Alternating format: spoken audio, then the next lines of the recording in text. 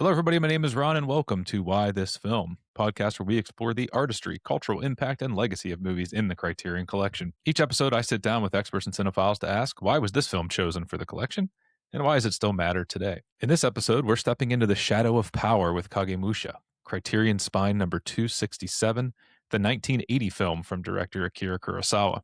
Part historical epic, political drama, and meditation on identity, Kagemusha follows a thief who is spared execution and forced to serve as a double for a dying warlord. As he's drawn deeper into the role, the line between illusion and reality begins to dissolve. And with that, the fate of the entire clan comes to depend on whether the performance can be sustained. Rendered through Kurosawa's incredible use of color, composition, and scale, the film unfolds in a deliberate rhythm. What emerges is a story that depends entirely on belief and what it costs to keep that illusion from falling apart. My guest today is Michael Repsch, president of Dark Star Pictures and a film distributor with extensive experience bringing independent and international cinema to audiences.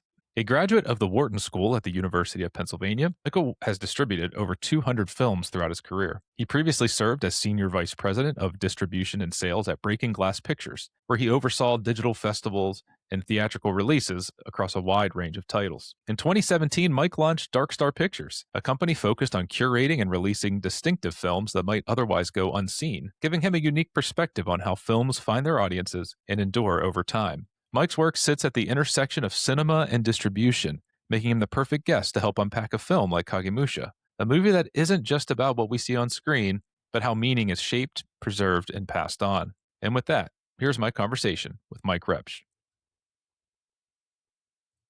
What was your first exposure to Akira Kurosawa? This is an easy one. This is a very important one in my life. It was a rep screening of The Seven Samurai at a really sticky movie theater in Philadelphia called the Devon. You would leave your shoes on the floor kind of thing. It was so sticky. I grew up in inner city Philadelphia. It's interesting to say growing up in inner city Philadelphia makes you sheltered, but you only know the city. And especially because Philadelphia is such a neighborhood centric place.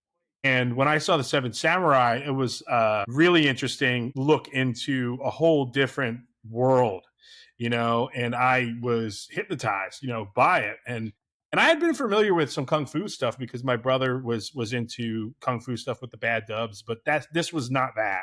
This was so much deeper, so much texture, in a 3-hour black and white film. I'm just a kid, and I saw that, and that really opened me up to not only like that there are other places in the world, because at that point in my life, I'd been to the Jersey Shore, I've been to the Poconos, been to Florida, I've been to Philadelphia, but to see feudal Japan, Kurosawa was my gateway into that, and then that, of course, led me to all other areas of the world. I started to look at Godard and Fellini, other Japanese masters like Ozu and things like this, where it really kind of opened my eyes to world cinema, as well as, just kind of these different cultures that I wasn't super familiar with, or, would have been introduced to anyway at this young age. I'm talking maybe 12 years old. When you saw Kurosawa, it was just something else. Now I have a career in film. So literally Kurosawa is that first door for me. My first was High and Low, and that was almost an accident.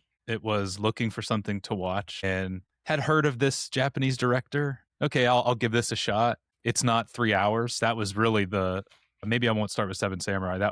Yeah. And then I couldn't stop eating it up. High and Low, I've never seen anything blocked like that before. I've never seen the importance of sight lines of characters and where they're placed, and not just where they're placed across the frame, but the levels, the height of where they are in the frame. I'd never seen anything like that I actually could understand. I hate to say it like that, but he makes it almost not obvious, but he makes it accessible. And then I was like, okay, what else does he have? Like, I got to see more of this. And you're right. It is a gateway drug to all the other world cinema that is out there. And then you just can't stop. And it's infinite almost in terms of where you can go. Now, did you watch the Spike Lee remake? I did. Go on. Okay. I watched it. My feelings as well. Yeah, I watched it. I appreciate the fact that he also loves Kurosawa, and it wasn't an attempt to outdo him. I looked at it as, okay, this is a love letter to someone that was influential to him, and I left it at that. Will I watch it again? Probably not. Where does Kagemusha rank for you in the Kurosawa catalog? Yeah, it would be in the top five because I mean, like Ran, I find more tedious than Kagemusha. And I know it has more action, but like I put those two kind of next to each other because they're the epics in color. Kurosawa did what, five Sure. movies in color, and Kagemusha take place in the same period, during the Japanese Civil War, Civil Wars, if you will. And, I look at those, of course, and as King Lear, while Kagemusha is historically based. And I think it's a more important film. I think it's more beautiful. It could use some more violence because I do like action and violence in movies. But I think the spirit of it and the themes of it, and also how it got made. Kagemusha gets shit on frequently. Shit on, relatively speaking. Sure. I think he was a victim of his own success, his Sure. earlier success in some respect. How familiar are you with the Japanese history around this time? Because I knew zero. The only stuff that I know now is because of the deep dive into the film itself. I'm scratching the surface of what I learned about this time period. I know a little bit more than you, but I'm no master. And again, I was fascinated with samurais and the culture. When I first watched Kagemusha, I had no clue what any of this was. It was really hard to follow. Good. I'm so glad that you said that because Well, I and they struggled all mightily. because they all have the same haircut too, and then the facial. Well, the first scene, they're all wearing the same clothes. I was like, who are these people? Well, that's intentional, right? But I mean, like I start to identify people by their facial hair, and I'm like, okay, got it. But then in college, I thought it would be a really cool idea to take this samurai course, thinking it was going to be like we're going to watch samurai movies. And no, it turned out it was an EALC, Eastern Asian Language and Cultures master's class. Everyone in the class spoke fluent Japanese. They were all getting a master's degree. And I'm in undergrad, and I just thought it would be cool to take a samurai course. I stuck with it. But so I got some historical background on a lot of this, and in particular, samurais played roles throughout, all of the important wars in Japan in the Edo period.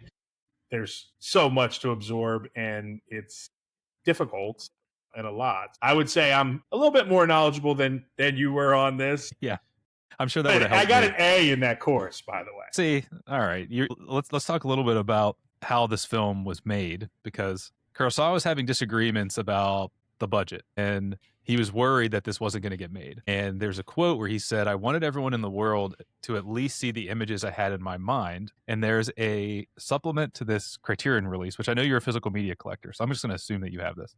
Of course. There is a supplement. It's called Continuity. And what they do is they show the watercolor paintings that Kurosawa created, and the sound that they have playing over top it's not dialogue, because I would not be able to understand what they were saying, but it's recognizable score and sound that is happening in those particular scenes. And I was absolutely amazed because it looks so incredibly similar to what he had in his mind that he was able to paint, and he was able to get that on the screen. It's amazing.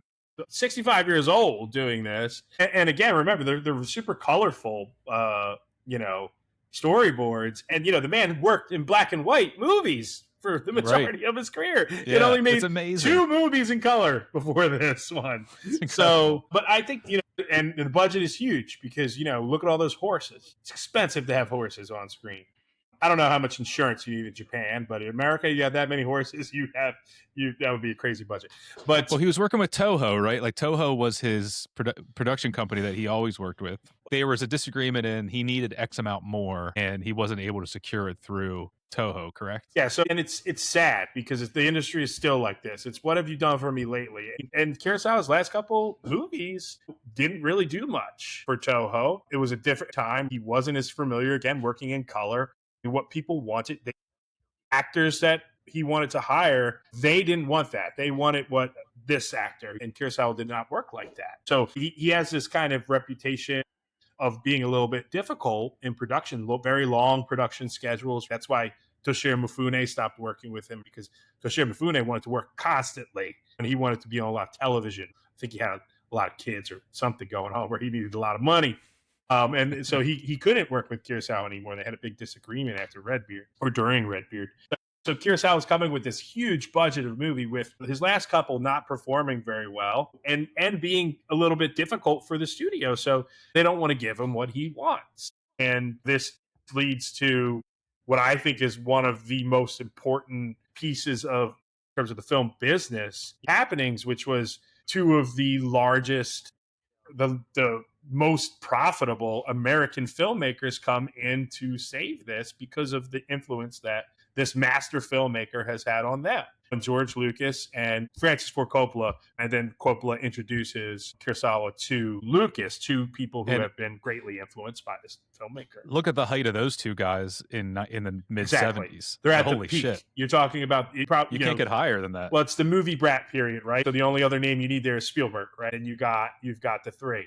Scorsese, and then you can Scorsese was still kind of he wasn't making as much at the box office as those guys were yet. I mean, he's had obviously successful movies, but you're talking about Star Wars here. And Lucas is the one who really pushes it over because Coppola had already, you got to remember Apocalypse Now's around this time, right? Now it's a financial disaster. It almost got people killed, almost got studios shut down. But Coppola was still very influential, 5 Oscars at that point. So he gets Lucas. And of course, this is one of the rare instances, and perhaps the only instance, don't quote me on that, but I'm 75% confident, where you see a 20th Century Fox logo before the Toho logo on a Kurosawa movie. I have to pay more attention to that. And that's because George Lucas said, look at all this. Look at this mountain of money I am making for you. Do me this favor. And it's going to be really hard for them to say no. Well, yeah, and Fox puts the rest of the money in. It's a co-production. Of course, the movie goes on to be very financially successful, relatively speaking, to the budget. If you look at the budget today, it's laughable compared to what it's like a single episode of Game of Thrones is the whole budget of this masterpiece epic. Yeah, I think he was short $2.5 million. I want to say that's what I heard on one of the supplements. He was just short $2.5 million, and they were squabbling over that amount. Which today, obviously, it's like, that's nothing. But it's like that's like a crazy amount of yen. It's like 1 billion yen or something. Right. Yeah, I guess if you put it in yen, it sounds worse. Is there a modern contemporary to Kurosawa? I don't know even how you compare. I don't even know how I would even begin to say this is the next Kurosawa or this is somebody that is similar. Like, he seems like one of one, and I was just having a hell of a time even trying to think of anything even close. Well, I think so. When I think about Kurosawa's career and his filmography, he's made so many different kinds of films. But if you go talk to somebody who looks at cinema maybe in the peripheries or they're kind of a film fan, they're not like you and I, they see Kurosawa as a samurai film guy, right? Yeah. And so if I look at that, even though he made so much more in so many different pockets in pretty much every genre, not really a lot of comedies, but and his brand of comedy is not quite funny. I think if you're looking at it that way, I do think Scorsese becomes very comparable because Scorsese is identified with the gangster film, a lot of the time, only because of the filmography, I'm looking at it that way. But nobody has worked with cameras the way Kurosawa has, and I don't think they ever will ever again. If you look at Kagemusha and you watch the battle scenes and just the horses, like how he's shot these horses, it is incredibly difficult. They are moving very fast with real actors on them. This would just be done in CGI now. You would never risk it. Like you're like, okay, well, Westerns, Mike, there's lots of horses. And you look at John Ford, and you're talking about 3 horses kind of moseying along. There might be one sequence where they're in a chase scene. You're talking about hundreds of horses, being shot on top to compose those scenes, and the camera work that it takes to get that from so many different angles when you're following through those scenes. It's incredible. And I mean, it's very easy to just not think about that. But, I think all of his camera work from very, very small scale production, kind of two-handers, to large scale epics, and the camera work is just always incredible. Kagemusha is a different kind of samurai film. When you say samurai film, you think sword fighting. This has the use of firearms, and also a lot of the violence that happens is not on screen. Even the very end, when we start walking through the movie here and we get to the final battle, you can see the guns being fired, and then when they show the thief they show him hearing the shots being fired, but you're not seeing anyone actually being harmed by the rifles, at least not in the sense that we would expect from a large scale battle. So Yojimbo has those quick flashes of violence. Seven Samurai has large sequences, especially that final sequence, large sequences of violence. This is not like what Kurosawa has been known to show us. Do you see this as Kurosawa moving away from what we would, I guess, American audience would consider entertainment and more towards something like, when I was watching this, I thought this was like a history play. It's important to understand that he's making another reason, by the way, that Toho didn't want to fund this was because it was a period piece about this particular period of time in Japanese history. Oh, there's some And political, yeah, stuff there's a going on little in the bit of a background. political element to it, and of course you look at, there's an element of kabuki to it. You know, kabuki theater is extremely important in Japanese history and culture. When I went to Japan, my wife and I went to a kabuki show. They didn't have any English translation for us, so it was very difficult. But you know, there is an element to you know, Kagemusha of like, okay, if I'm going to tell this, you know, kabuki theater is always historical. It's not like they're telling historical, you know, stories. They're not telling modern stories. So here's Kurosawa, and at this point, 1970, telling a story from the feudal period in Japan's history, and perhaps he is putting forth a little bit of kabuki, and that is not going to be violent. It's going to be more suggestive, and it's going to be more character driven, and that is what you have here. I think all of Kurosawa's work is very character oriented, but I think more than any film in his filmography, Kagemusha, you know, really delves into the psyche, right? I mean, the whole theme of the movie of identity, you know, is tied up in, you know, what I think the two central characters to the theme of identity and power, and actually all of the themes of the movie, you know, are obviously the Kagemusha and Shengen's son, Satiori. You know, Satiori, those characters kind of really, they're the yin and the yang of the story to me. But yeah, so I think he was going a little bit more, you know, in this direction intentionally, so because his next movie would be very violent and rad. Well, we established this. I went in blind with this, and I only really knew the basics. I feel a personal challenge when a guest on the podcast gives me a bunch of options, and I invariably always choose the one I hadn't seen yet, almost always, because I like that challenge. The idea of this is that I don't know a lot, and the person I'm talking to clearly knows a ton, and just to get their perspective. So I benefited greatly from watching this a second time, and I put the audio commentary on in my second watch. Holy shit, that was like a master's class on my own sitting here. How much do you think Kagemusha benefits from repeat viewings? What other things do you pick up on? Most films, most good films, benefit from a rewatch. Kagemusha in particular, because it, you know, it has so many characters. It is very hard to follow. If you can look at the basic, if you know the basic structure after a first viewing, you can then focus a little bit more on, you know, what's going on, the mise en scène, the shadowing. You know, of course, it can be quite obvious, but you know, to be fair, the first time I watched Kagemusha, the only shadow I really recognized was the first scene shadow, like the Yeah. super obvious one. But you know, if you watch this film, how he plays with shadows, you know, through the whole process is extremely important to a movie that's called Kagemusha the Shadow Warrior. Like, you know, this is, it's hard to do that when you're trying to track who is who and what is what, you know, which way's left and which way's right, you know, for your first viewing. So I think that's super important. Also, I think you know, some of it's just the symbolism that's used throughout the movie, you know, is, you know, outside of the shadowing,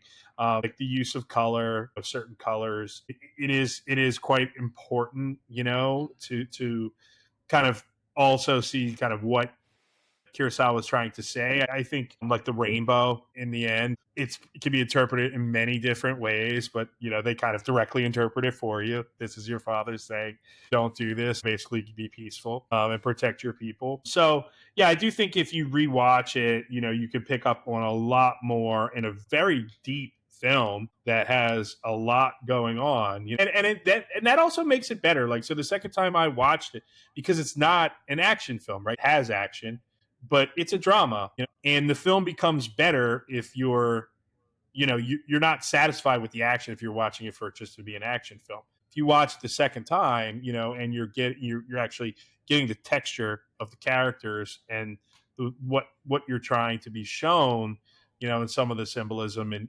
the themes of it, it's a much more valuable experience. So, I would say watch it 2 times, 3 times. I haven't actually watched it in probably at least 10 years. So rewatching it I found new things myself. Yeah.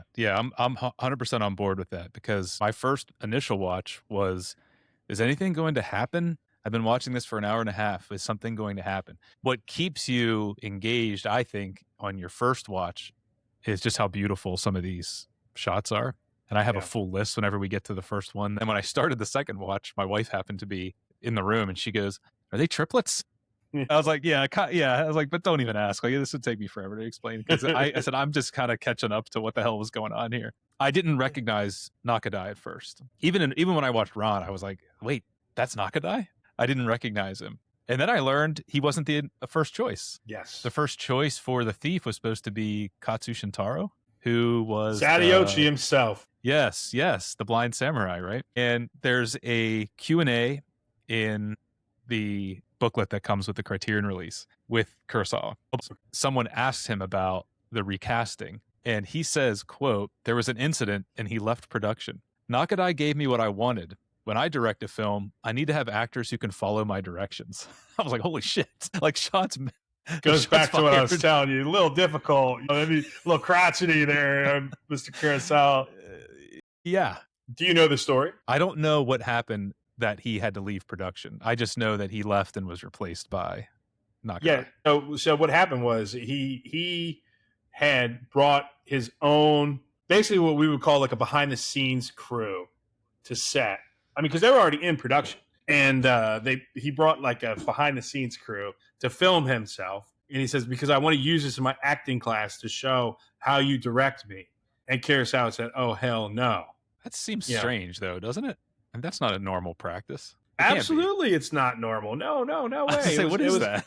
It was a stretch. Also, he didn't try to get it approved beforehand. He just showed up with these guys, and Kurosawa did not take kindly to that. And he fired him basically on the spot. All right, you ready to jump into the film here and start chatting through it? This opening scene is done in one shot. It's about 6 minutes long, and we learn that a thief was captured and sentenced to death, but he's spared because this will be fun when I start pronouncing names. Takeda Nobukado, how's that? Notices his uncanny resemblance to his brother, who is Shingen, the warlord of the Takeda clan, I believe. And rather than execute him, they decide to keep him alive as a potential political double, which will become known as the Kagemusha.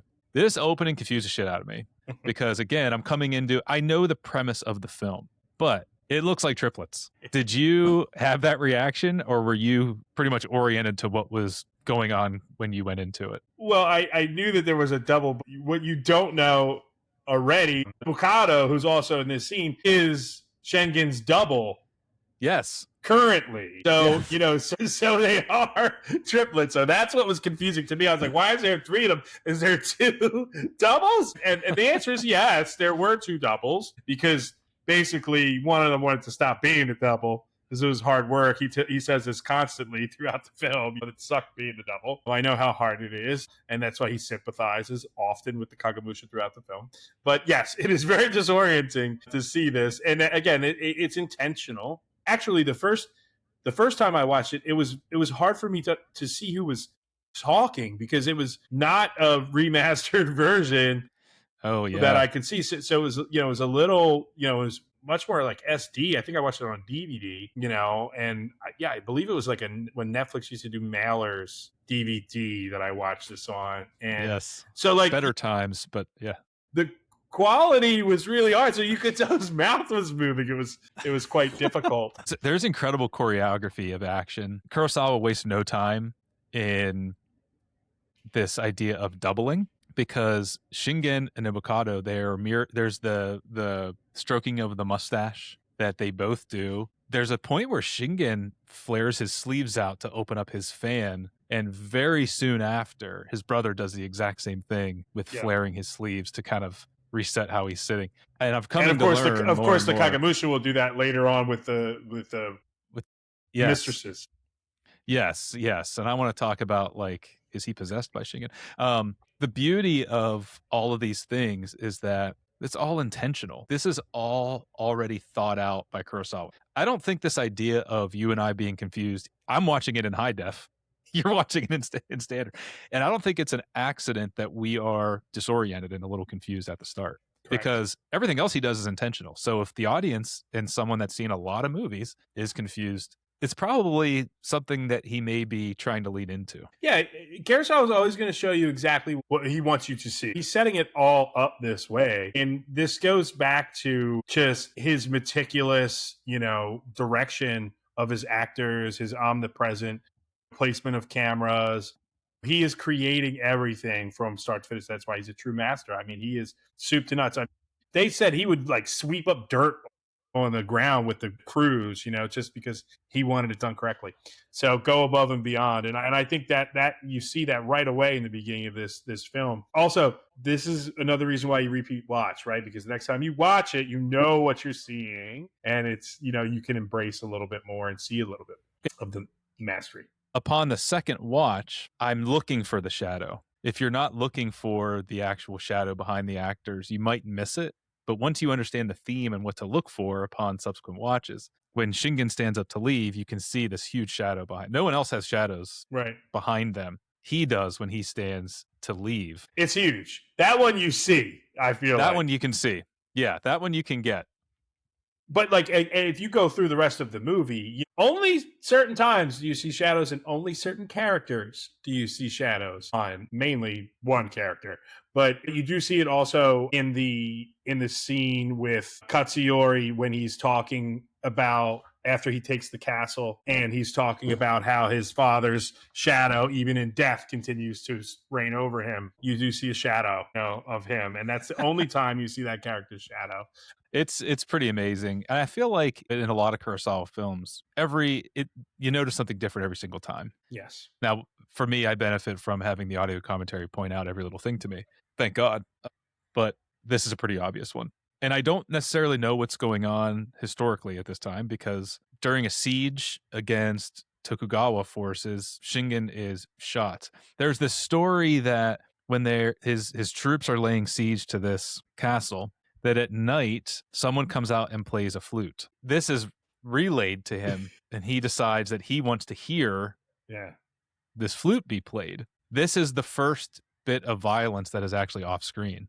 We hear a shot ring out as this flute is playing and learn that Shingen has been shot. Well, there's rumors that Shingen has been shot and has been fatally wounded. We will not confirm nor deny that the warlord has been fatally wounded. There's so much history going on here that's unexplained. The color and the costumes here. Thank God for color in this film, because I would have been so incredibly lost at who was who and what's going on. Am I expected to pick up which side people are on as we're going along? Well, you would benefit from knowing historical Japan at this time, because these are all real clans. This is all real battles. This is a real thing. And what's going on at the time in Japan is essentially power struggle throughout the entire country. And you have the Takeda clan, who is trying to unify Japan, essentially.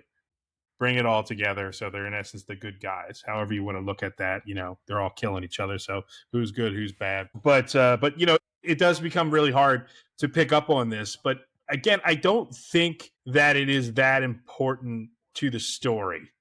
I think what's important to the story is knowing, it is about the individual, and it's about identity again. And part of me feels like this kind of blending of all of these people, because the scale is huge. So you have all of these soldiers, all of these extras, all looking very similar armor. That's just a different color. It almost feels like it's intentionally that way. It is intentionally confusing by Kurosawa, because what is the identity? You don't even know, watching this, whose identity is what in terms of the side of the war they're on, or the battle that they're on. And then just kind of focusing in on the Kagemusha and Shingen and what that means to, their clan, right? Because you always know who their clan is, but you don't really know or see a lot of who they're fighting against. Before Shingen actually does pass, he orders his generals, keep my death a secret for 3 years in order to maintain stability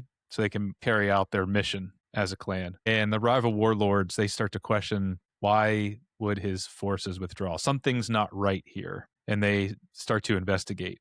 I learn shit from audio commentary all the time.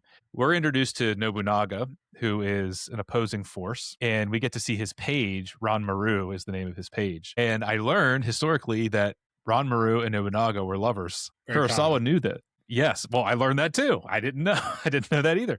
Kurosawa knows this, and anytime Nobunaga is in the film, Ranmaru is right next to him, or he's close, or he's nearby. So I learned this, and now anytime Nobunaga's around, there's Ranmaru. There's a scene where Ranmaru and Nobunaga are sharing wine with someone, and they share a laugh whenever he's not. You mean blood sake, of course. Oh, the Europeans drink it. Yeah, right. But they share a laugh in that scene, and it's meant to show that they have this connection beyond just him being their page. It's very interesting. I did not pick up on that. And homosexuality in and of itself was pretty regular, accepted with the samurai culture, which I did not know that. That is fascinating to me. Well, a lot of times when they're training and then they're kind of in isolation with each other, there are no women. At this time, we're in I think it's 1570s. And this is something that is just widely known as and accepted in this culture. And when you think stereotypical samurai, you think masculine warrior. You don't think masculine warrior that also engaged in homosexuality. That's not what comes to the forefront of your mind. But listening and learning about this film and just the history surrounding it, I was like, oh, well, that's interesting. That was just a widely accepted way of life. No big deal. Yeah.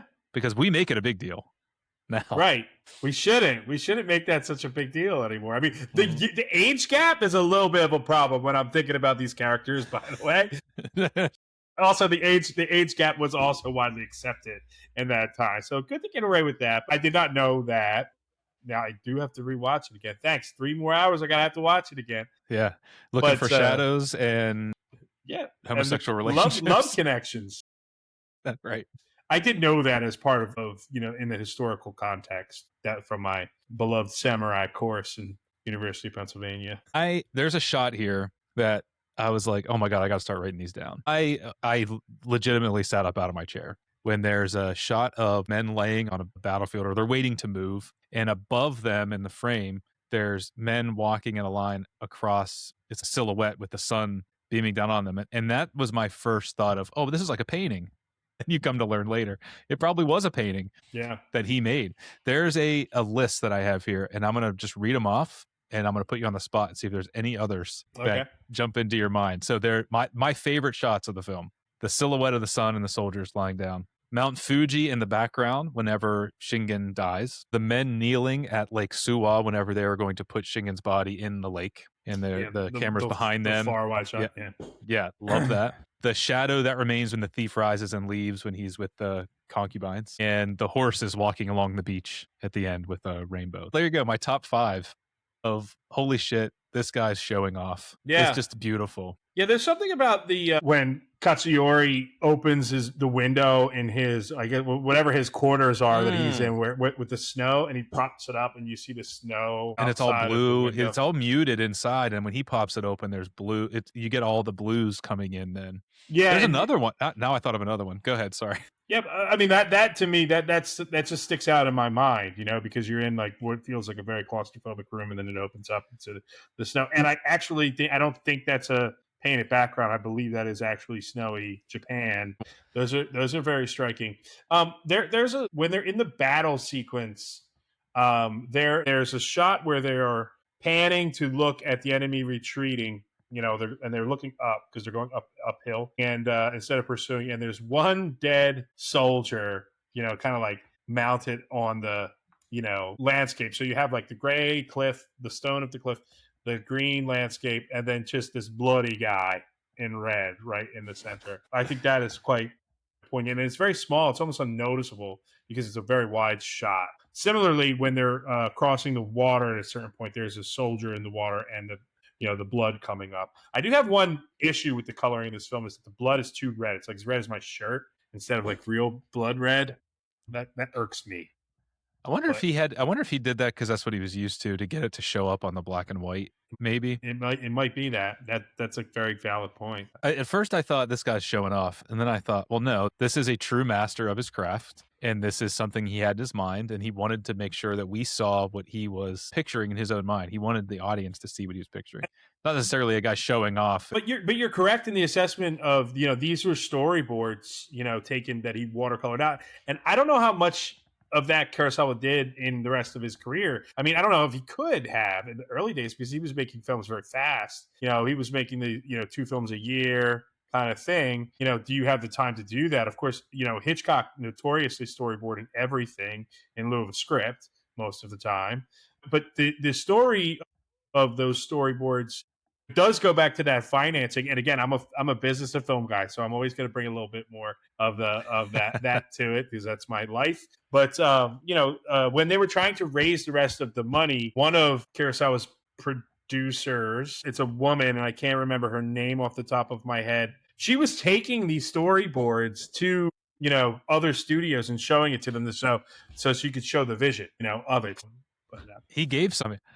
So there's not a lot known about how Shingen truly died, the real Shingen, not the Shingen in the film. It's very understated death. We don't actually see him get shot. We hear a shot ring out, and then we learn what happened.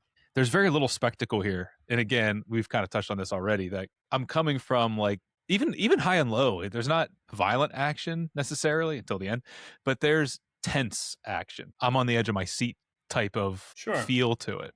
And this is a huge moment in the story. The warlord is dead, and it just seems like he's not dead straight away. He dies. Right. Yeah. When he died, like, I don't know, the whole way that we get to that point just seems like there's not a ton of fanfare. I think it goes back to what I was talking about with like kabuki theater. this is the same kind of thing. It's all suggestive. And to tell you basically a bigger picture idea or ideal, whatever the theme is of it. And I think that's what Kurosawa is doing here. It's just he doesn't need to show you any violence because the violence is not the important part. What's important is what came from the violence. So you don't need to see it. Part of that also might be ego, right? Like, hey, I'm known for doing all this. Let's do one without it and see what happens. They have an assassin recreate how he shot Shingen, and that was cut from the US release of the film. But the whole time that he's going through this procedure, I was pretty locked in. Because I was like, what is he doing? I've never seen anything like it before. Like, what the hell is he doing? By the way, those rifles were definitely not that accurate back then. I mean, he mows down the tree. Yeah, that's ridiculous. But are scenes like this, are they cut solely for the sake of runtime, or definitely. Is it because it's something that you get deeper into the lore of the story, you get deeper into how things are done at this time in this time period. I mean, I was pretty locked in a film where there's not a lot going on yet. I don't know what else was cut out, but that's almost certainly Fox directly trying to get under 3 hours so that they can have more showtimes. Purely. Let's get into the corpse. The thief is brought in to replace Shingen. This is how I want to be buried, by the way. Oh, I like that. Well, pick a lake. We'll put you in there. The first sight of wind, and Kurosawa is obviously known, not obviously, I would say known maybe to those that know Kurosawa. When you see wind, you know that there's high drama. Something's coming. And he uses it here to depict high drama because the thief enters. And because you know Kurosawa so well, is this something that you see right away? Is like, oh, I see it. I know something's on the horizon. Yeah. There's usually also like a little drop in the score and like a little drum that you'll hear. Just one little drum pop. I love it. It becomes a great indicator. I think if you know to look for it, it's like, oh my God, this is so obvious. So obvious. I think Yojimbo is a good one where you see all the dust of the road like blowing all over the damn place. Yeah, that kind of stuff's really cool. The thief, who's brought in to be his double, doesn't know that Shingen is dead. And he discovers the body preserved, hidden in a jar. And he is completely disturbed by this. He does not want anything to do with this. Absolutely nothing to do with becoming somebody else. It's not acting as somebody else in moments of there could be danger here or whatever, trying to be in two places at once, whatever they use the decoys or the doubles for. He wants nothing to do with becoming a different person. So they actually release him.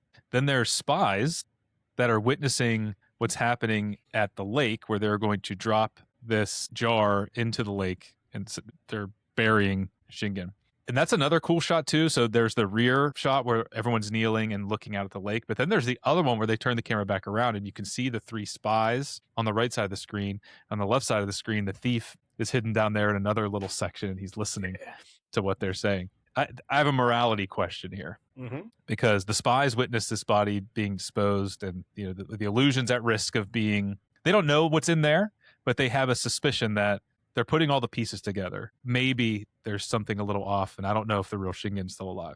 Should Shingen be ruling from beyond the grave? I mean, why should anyone submit to the idea of the leader as opposed to submitting to the leader himself? Well, wow, that's a loaded question. I think that the idea is because he puts a deadline on it. Right? He says it's going to be 3 years, and he anticipates this because he has the double for a reason. Right? He's always had a double. So this is a common thing with these lords to have this double. And he puts this timeline of 3 years on it. It's not as though his loyalists, the highest up in his clan, who are the most loyal, they know what's going on. So it's not really him ruling from beyond. It's him keeping stability within a very tumultuous period of time. And this is historically accurate. Like, this is not fiction. This is actually what went down. And I think that's what it is. It's more about that because, and this is important to this story so much because a big theme here is what is power and how power is handled. And if somebody dies, if the Lord dies, immediately there's a power struggle for who's going to replace him. And then it goes back to his son, who's already disgruntled with his father in general. Well, because he's going to be passed. It's going to be the grandson. He's not the right? heir. I mean, it was right. The grandson. Right. His son is the heir. Is named the heir by Shingen. So he's already thinking, "Fuck this." Basically. So if his father dies, it just creates this kind of power vacuum that by its very nature, and we would actually see this play out in this film, hence the parable of this, power struggle, create this vacuum that will ultimately hurt the people as a whole of the clan, of the Takeda clan. If you presented this as, say, we're going to have a debate, and you just presented it on its face as you have a leader of a group of people. Well, you could even call it, I don't want to say country, but we can say a leader of a group of people, and he has a vision. He dies before his vision is able to be carried out. Should someone pretending to be that leader carry out the vision or not? I mean, that's really at its face what you're debating in a way. Now you're talking about a little more nuance to it. There is more nuance to it. It's not as basic as I just laid it out. But from a morality standpoint, I mean, eventually when we get to a battle scene, people are going to die for this person, and it's not really him. The pages are standing in front of him as people are getting shot in this battle coming up. They're dying for the idea. Who got them into the battle, Shingen. though? The Kagemusha did not get them into the battle. That's also true. See, this is why it's a fun debate. Matsuyori knows that it's a double, so he disobeys him in a very pivotal scene where the Kagemusha basically takes a piss on him in front of everybody. Important, and he goes out and draws everyone very selfishly into essentially doing what his father did not want to happen. Pulling all his people abruptly and without the advice of the greater whole. So, like, to the question and to the debate, if it is Shengen's vision in your example, right? This is his vision, but these people as a whole believe very much in his vision. He is a very beloved leader, right? So his vision has been adopted by his people, and he needs. That's why I go back to the 3-year period. He's not asking the double to be the double for the rest of his life, despite what the Kagemusha might want. It's a 3-year period. And they also don't tell you how it ends, the 3-year period, by the way. So that is a little bit confusing. But what happens to the thief then? Not an important detail. I guess they kill him. But in that 3-year period, what he is doing is he is setting up that period of transition, into, the next step of that. Who's going to take the vision over successfully? Because if you cut it off abruptly, what happens at the end of the film. So the thief hears these enemy spies and then does a complete 180. He wanted nothing to do with this, and he's there watching this burial. He hears that the spies are just not buying what they are selling, and he does a complete 180. He decides he will do this in honor of Shingen. He's going to do this. Why the change of heart for him? I struggle with this a little bit because because we have to create this ourselves because Kurosawa does not give it to us. Yeah, he leaves a lot out and allows us to seemingly to make our own connections. I think it goes back to the idea of identity. You're creating your own identity even for what you're watching, But to me, right, and I'll give you my interpretation, the thief has been touched by Shingen, right? And when he doesn't crucify him, right? The man is about to be crucified. I don't know what the hell he stole, but they were to crucify this guy. Then he does what you could never do because they'll kill you right there, decapitate you, is he speaks out against the Lord and essentially calls him a scoundrel in the opening scene. Because the thief figures, I'm dead anyway. They just pulled me off the crucifixion. They're going to kill me. What does it matter? I could use this opportunity to speak my mind. But Shingen shows mercy. And again, I think it goes back to what I was talking about, vision and the greater whole of the people of Shengen's clan adapting his vision. He's touched by this vision, the thief. So, when he knows that his people are relying on this vision. So when he hears the spies basically go, will essentially sacrifice the Takeda clan if this gets back to their lords, then, his vision dies with him. So that's the 180 that happens for me, with him.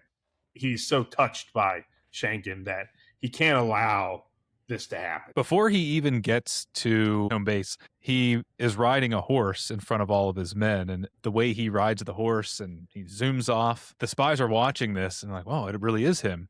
Of course, he gets thrown off the horse here very shortly. But it seems like he embodies Shingen immediately. And they're going to train him on how to act like him and the mannerisms and such. But it seems like I have in my notes, stop me if this is way too philosophical, but it's like Shingen has possessed him from beyond the grave immediately because he has already convinced all these people, his troops, people that are supposed to be finding out the truth. He's convinced them just with his mannerisms on a horse right away without any type of training. I think it's just a little bit of him, right? Because and that I actually am with you here, and it's just the beginning of the spirit of Shengen's spirit coming into him, his identity being transitioned to the thief at this point, but only a little bit of it because then he falls off the horse. And there's a scene later, like if we're going to talk about the dream sequence, that I'll talk a little more about when it actually, to me, comes fully together. Perfect. Because back with the Takeda clan, the thief now is studying Shingen's gestures, behaviors, just the presence of the man he's learning from his brother. And he begins to pretty convincingly inhabit the role, even to the surprise of those close to him that are in on his true identity. It's that there's little side conversations where it's like, oh, damn, yeah, he really is. He's him. He's doing it. Yeah. And he's earning trust of those around him in the process. And one of those people that he's earning trust from is his grandson. But his grandson immediately says, Takemaru, I believe that's the grandson's name. He recognizes that's not my grandfather. What do you make of how everyone else is fooled, with the exception of a child? Well, that's not the only person who's not fooled. The horse. The horse. Okay. Well, no, but that's the point, right? Like, so the most underdeveloped minds, because you have a young child and an animal, are the two that recognize, the most. Okay, in my mind, they're not developed enough. An animal would never be able to recognize the spirit, and the kid doesn't get it yet. And actually, I think the grandson is enough. He would probably be the third most crucial character for me. That might sound crazy, but that plot line, like from there they go on to develop this relationship, where I think the thief has graduated Shengen's spirit, right? He's taken it on and made him better. The next line that he says, that the young boy says after he says it's not him, they say, why? And he says, because you're too nice, or you're nicer, whatever he says, right? So what Kurosawa is telling us is that, Shingen was a very strict, as you would expect from a warlord grandfather, who was named the heir, was probably very strict and militant with him and probably getting him into training. Whereas the thief's relationship, as we see this develop with the grandson, he has this very loving, playful relationship that is, much different. And I would say, more elevated to what Shingen was, or his father, or God forbid his father. I mean, I don't even think you see, I'm not sure there's one frame where the child's father is in it with him. He's never. I can't think of one. So if there is one. So what Kurosawa to me is showing is like this fragmentation of like the bloodline, right, is different than, the Kagemusha, and his spirit, is closer to his own blood than the family. What is identity? It goes back to, what is your identity? Is your identity defined by your bloodline? Doesn't have to be. See, these are all questions that film raises that if you take it at face value for just, I'm here for the entertainment and the action, you miss out on all of these moral arguments, moral debates, philosophical type of questions. Sure. When he's learning how to be, he's getting the lay of the land a bit. And it actually did let out a little chuckle whenever he's being shown these hidden compartments. In this room, and all of a sudden they open up this hidden compartment, and there's dudes just staring straight ahead at a wall. Apparently, they're always sitting there. They're always yeah, they're sitting there. They're just staring straight ahead. It's like, these poor guys. But then there's the leisure room, and he says this is the room of leisure. And who's in the room of leisure? 2 young male pages, and we talked about this, and homosexuality among samurai and others in pre-modern Japan being accepted. It was an expectation that pages would provide sexual favors to who they were serving. It struck me at this point of the film that way too many people know about the thief's true identity. It seems like the circle is widening. Is this a testament to the loyalty to the clan that everyone just goes along with it? Well, there's so many people that know about this now. Not really. I mean, who knows about it are the no vassals know about it, right? And the people, so like the 3 security dudes in the wall, like they the security guys staring at a wall. I mean, like they live in a wall, man. Like how loyal are these guys? They live in a wall on their knees. Like that, it goes back to kind of the Japanese culture, and the period of the class system, at that time. What you're looking at and who knows are the top level. You have to understand this clan is a huge clan. Think of it like a city. It is a gigantic clan of people. We only see the high level military bosses and then the military. We don't even see the common people until the very end. When they're kicking him out, you see a few of them. It seems like there's a lot of people, but it's basically only in the quote palace, which isn't even a palace. It's just their kind of headquarters where they're all set up, and then the vassals within there are the workers there. Usually you want to keep your head, because that's what would happen to them if they did anything. You would be decapitated. So, and loyalty is, I mean, the idea of seppuku, right? I mean, this is for dishonor. You're expected to kill yourself. This is a common thing in that time period. It made me think of what's the phrase? 2 people could keep a secret as long as one of them is dead. And then this scene happens, and it's like, oh, the pages know, the guards know, the larger circle of the higher ups in the military, whatever. We get an introduction to the horse, and there's a line here that is meant, I think, to me at first it was comedic, until I watched it a second time and I thought, oh no, that's just Kurosawa foreshadowing ahead of what is going to be the downfall. Because they say he needs to refrain from mounting the horse, and someone says he must refrain from mounting his mistresses too. That is kind of funny. Which is like, haha, that's funny. That's a good line. But then later at the end of the film, it's the mistresses that realize that he doesn't have the wound that he should have. So he's thrown off the horse, and then they notice that he is not wounded. He doesn't have scars that he should have. So he must not be the real Shingen. The scene with the thief and the concubines, among many other things, I think shows off Kurosawa's genius again. Because from here on out, well, not necessarily from here on out, you are watching this with a blindfold on if you don't see the giant shadow as he gets up to leave the room in this scene. And it just feels like Shingen is present in some way at all times. And I think the way he does that is the shadows, number one. Obviously, this is all that the thief hears about and talks about. This is all that he's spoken to about, which is basically, this is not the way that he would act. He acts this way. He does this. He does that. It just feels like he's always present. He's always around, not just in people's minds, but even in the shadows. Physically there almost. Creepy. Yeah, it's great. I mean, it's it is direct symbolism. And it can actually be a little bit on the nose, like you're saying, some points. But when you rewatch it several times, you'll find also so many other little nuanced pieces that connect this, and like the dream sequence. So I'll wait till you ask me about the dream sequence. Yeah, I'm ready. I'm going to get there because it's coming up here very shortly. But first, there is the council test. So they're essentially saying to Shingen, look, we need to have this meeting with the council. You are to say nothing. You're to agree with us and then get up and get out of the room. The less you say, the better.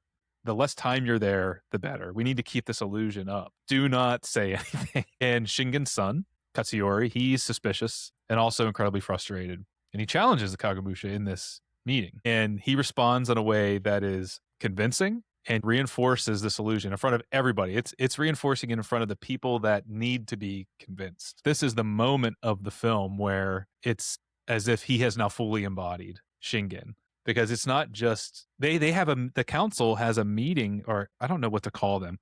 Not really the council. It's like I don't know what to call them. His I don't know what the proper term would be. I don't know what the term is. I want to call it the board. Council sounds better. Yeah, so yeah, we'll stick with that. Yeah. If there were 7 of them, we could call them the 7 samurai. They do have a meeting, and they're almost laughing about how I can't believe how easily he did that, or I can't believe that he convinced everybody. It was perfect. Where is the power here? Is it bloodline or a performance? Because if it's bloodline, the wrong man is in charge. If it's performance, I mean, he's performing as if he is Shingen. He's not. I'm going back to that original debate I brought up before. It's like, where should the power be? As opposed to where the power is not with his son anyway. And we don't get the backstory as to why he's skipped over, but he was skipped over by Shingen for a reason. And it seems like because he's petulant. Like what we get from that character is petulance. We don't get the story of why he's been skipped over, but we do get him be petulant from the first time we see him all the way through till he's leading the entire clan to their deaths, the entire military to their deaths. Which is coming. Yeah, it's not just petulance. It's also he's quick to act. He's reactionary, obviously. Right. Well, yeah. When he's upset about this, he gets out of there and then he does something stupid, which causes the deaths of many people. He feels like he is not respected. And at this scene, he's finally taking, because he knows that it's a double. He knows his father's dead at that point. So he's saying he's going to challenge essentially what we're calling the council, who are trying to keep the vision going. So he's saying, I'm going to challenge it because I know you don't want him saying much. And I'm going to blow this up because you can't have my son be the leader because he's a child. So it will force the hand into being me. So because they don't have time, for the replacement, whatever it may be, kind of force that in there. So that's what he's trying to expose. But instead, what he exposes is the, almost full, I would argue almost full transition, because I think the dream sequence is important. The almost full transition from the thief to Shingen, fully embodying his spirit and basically taking a piss on him like clearly his father had for many years before that, and skipped over him, and giving the Kagemusha ultimately more power in doing this, which only leads to him being more frustrated, I'm sure. If this was made today, we would get and it was successful, we would get a Thief prequel. Like, how the hell was he able to do this? What was he before he was what led him to be the thief? We would get something like that probably. Here's another question. What's his name? Does he have a name? No, he's the thief. He's just the thief, right? Yeah, he's just the thief. I was like, wait, is this a trick question? I don't think he has a name, does he? Yeah.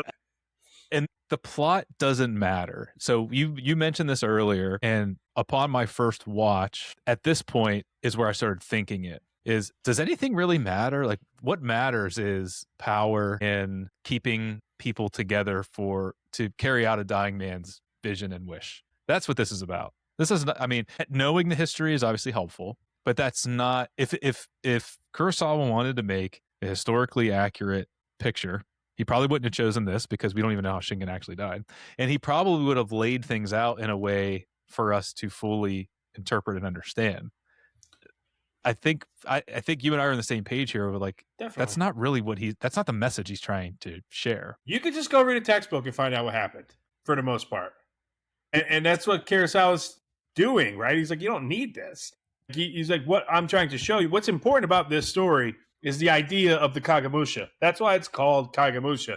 It's named after this character. That's why this character doesn't have a name before he is the Kagemusha, because that's what he is. he doesn't have this identity. He's becoming this. And this is the story of identity. It's a story of, perhaps you want to look at it as a story of family and bloodlines and how that works on who your real family is, blood versus, your people.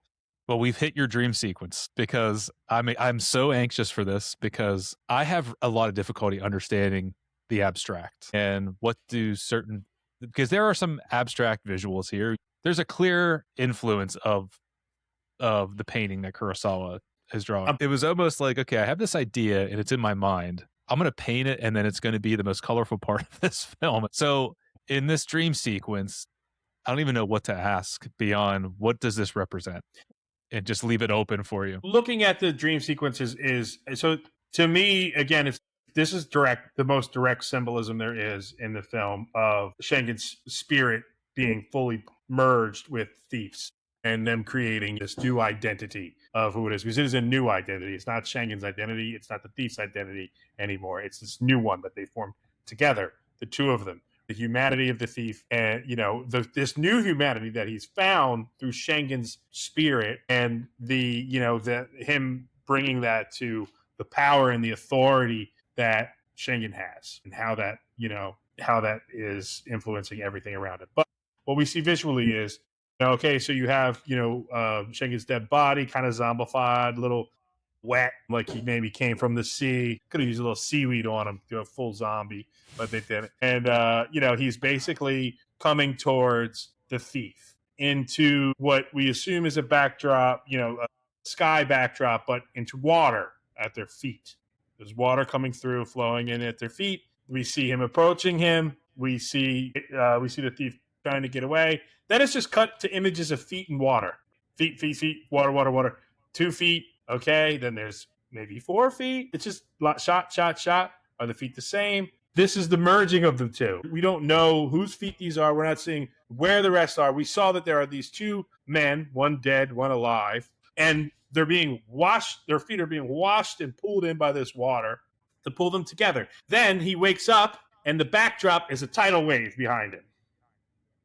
As if these 2 men just came together, the spirit and the living man came together in this dream sequence. Their spirits' essence were brought together in this water, pulled in by the water. And then the very next shot is him waking up, and directly behind the thief is stereotypical Japanese wave water, not even a watercolor. It's like a sketch kind of thing on the paper wall behind him, as if the tide spit him out as one.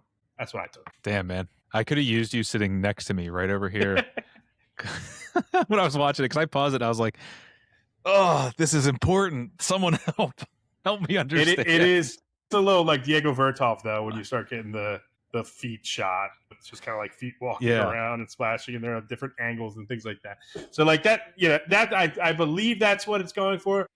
There's also part of me that says Kurosawa really wanted to watercolor paint a backdrop, and this was the one chance he could do a big ass backdrop water painted.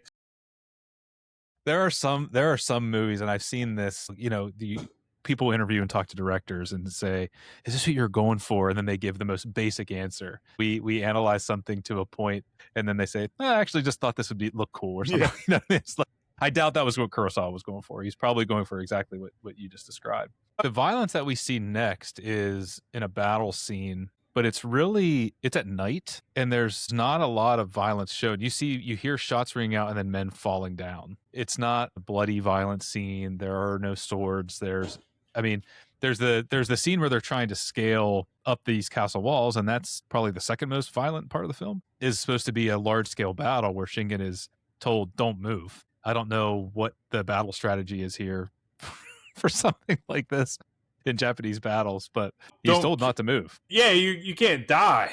That's why they got to keep him safe. He's basically, people are lined up surrounding him. Yeah, taking human shields basically. They're using human shields, and we already discussed this. We don't have to go down this road again. But I did have the thought again of these people are standing in front of him, dying. But in about 40 minutes, they're throwing rocks at him, telling him to get the hell out of here. They're standing in front of this man, taking bullets and dying for him, and then here coming whatever it is time wise. I know movie time wise is way different than the actual time wise, but they're throwing him out. That's fascinating. Yeah. I don't know why that's fascinating to me. It's just something that stuck with me after the fact. Yeah, I mean, it's just that is a nutshell of the Japanese, the period of Japan of which you're in. It's actually shocking that they didn't kill him. Of course, they can't kill him because you need the end, that end scene. It's extremely important. Well, the illusion breaks. So he's finally, as you're saying, become one. Shingen from beyond the grave and the thief have become one, and he was a little over his skis here because I think he was feeling as if he was really embodying this man, and decides that he is going to attempt to ride Shingen's horse. And you thought he was going to ride it the first time too, didn't you? You were like, he's got it. Yeah, of course I did, because I don't know where we're going here. I should have known better. And he's thrown off the horse, and without the warlord's battle scars, his identity is exposed. And there's actually his brother, the Mikado, says the mountain has moved. Wait, does he say that, or did I have that in my brain? No, he did say it. Mm-hmm. Okay. I was like, oh, that's pretty good if I came up with that myself. Not as good as a writer as Kurosawa. The mountain has moved, and he is immediately cast out and replaced. This is brutal. This is a brutal scene for me to watch, because the thief didn't do what he did for himself. He did it for noble reasons. He had a care for the clan.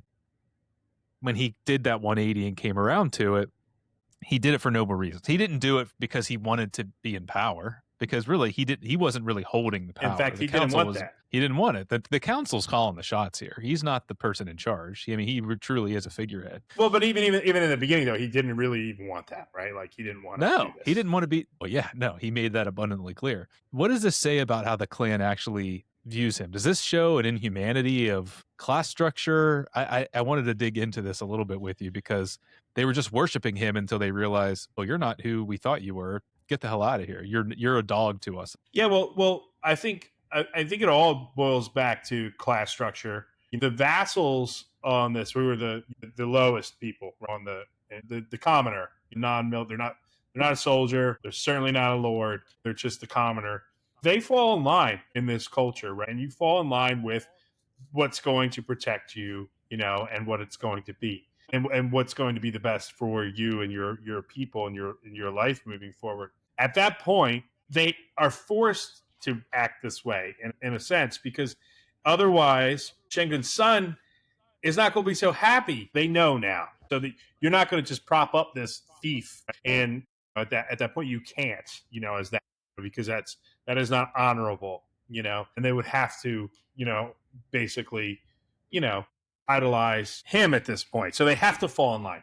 So it's less of the people who actually come to him and kick him out, because that is their position. They have no choice. Where I do take issue with this, where the fuck is the council? The guys who are putting him up this whole time, they're ghosts at this point. They, what I mean? Like, what was the plan after the 3 years? Was it always going to go down like that? And Nobukado has, sympathized with him all throughout the way, because he was the double, at a certain point. So he knows, and he feels something for this man, but that's gone. There's no sympathy. There's no nothing. He is just cast away. Now, again, I don't know that that's that important to get that deep into it, because what Kurosawa is doing is he's telling a parable in a broad stroke, and ultimately the full come circle, is the last scene, and you can't have that if the people were just like, oh, it's okay, come on in, you could just be a vassal here now. We are hurtling toward the end here, because we see the fall of the Takeda clan, because the decision by Katsuyori is to lead them into battle against See, again, I have this written down, but I'm not sure it matters. I literally have it written down against the Oda forces at Nagashino. Like, whatever. Against guys that aren't on their side. This was a true battle that did last. The true battle lasted over 8 hours. In this, we see the destruction of the Takeda clan. I wrote on my last watch that he sends his forces in 3 different charges. And this is the beauty of the use of color for Kurosawa, because of the flags that they have a specific name. Forgive me, I don't know what the specific name is. But they say he sends in the cavalry, which would be the wind. Then he sends in the forest, and then he sends in the fire. He sends all 3. So they all, in terms of the film itself, the real battle lasted so long it didn't go down this way. But he sends the cavalry in, and they're all shot down. Quick. The interesting thing too here, mowed down quickly, fast. Yeah, it sounds like machine gun fire is what it sounds like. feels like a poor strategy. And I don't know if this was to show Katsuyori's hubris, or he panicked, or he's an inept type of leader to send these forces in one after the other just to get completely mowed down and destroyed. I think it's all of that, all of those things, because this is the back to my two most pivotal characters. They're both going to show something in this scene. They're going to reveal their identity in this end scene, both of them. So you have the new warlord of the Takeda clan who just sacrificed, finally got his power that he wanted, that his father did not want him to have, that he was going to be passed over for his son. He's fought for it. He has disobeyed for it. He's basically done anything he could to get it. And once he gets it, he sacrifices everyone. And he has to show the power. He has to wield it because he finally has it. He is not going to be told no anymore because he cannot be told no. There's no one to tell him no. He does not need to heed any advice. He doesn't heed the advice of his elder council that, now are below him, right, at this point. But they're advisors. That's what they're supposed to do. They're supposed to give you that advice. He does not heed that advice. He goes in and sacrifices everyone. And Kurosawa is showing us, this man was so hungry for power that he was willing to sacrifice everyone for it. And to show it, he would still have had the power if he just retreated and go fight another day. You're still the Lord. You're still the most powerful there. But he doesn't do that. He goes and he shows, I finally have my power and how to be treated. So it's like this, again, it's the fragility of ego and what is power and how is it handled and what is your identity? And it turns out his identity is, well, dumbass, one, but two is, it's ultimately, it's ultimately one that is not aligned with his father's vision. Can you talk about the thief's identity then? Sure. Because we're showing a little bit of opposites, because his last act is to sprint onto the battlefield in the aftermath, and he's attempting to reclaim the clan's banner to end the film. So you have this man, this no-named thief who had tasted the power, but then was banished out, completely cast away, cast aside, but still had this spirit within him, and his this new identity did not go away from him. Right? He came to Shengen's funeral before that, right? He wanted to be there, because it's part of it. Part of him is kind of dying. And also, if you look at the actor's makeup, they're palling him, kind of almost like he is dead already. His spirit has died because now Shingen is finally put to rest in that funeral scene. So the thief, therefore, is losing himself a bit. And Kurosawa gives him this it's almost a little bit like caricature-esque. It is very kabuki, actually, the really powder white makeup. Anyway, his spirit is still there, but it's dying. So he is an honorable man now. He's no longer the thief. He is, Kagemusha. And he needs to go and he needs to make sure that banner cannot be underwater, even if I'm dying. So he takes a bunch of shots before he gets to that banner to raise it. And his last effort is going to be the most honorable thing to do, which is bring that banner and to raise it one more time before it's completely What a downer. gone. I actually think it's inspiring, right? I mean, you have this petty thief, but the character who just leads his people to massacre is interesting. We never see him die. We assume he did. Are you ready to sum it up for us? We close every episode. Guest gets the chance to give their answer to why this film's, why Kagemusha, why does it deserve its place in the Criterion Collection? Kagemusha deserves its place for a plethora of reasons, but let me talk about the most important to me, why I think it's important. The themes that are used in this film are relevant at any time to anyone in life.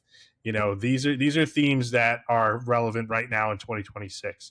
The theme of identity. Is our identity predetermined and tied to our blood or family, or is it something we can create and it's something that we can project and something that can be better when we do that? The character of Kagemusha has an identity that we are never really shown. We don't know his name. We don't know what he has done, what he's stolen. It's even referenced, maybe he murdered someone even, but he's about to be crucified. That's all that we know. When he becomes the double for Shingen, he starts to assume his identity and become this new person. He eventually becomes a better person.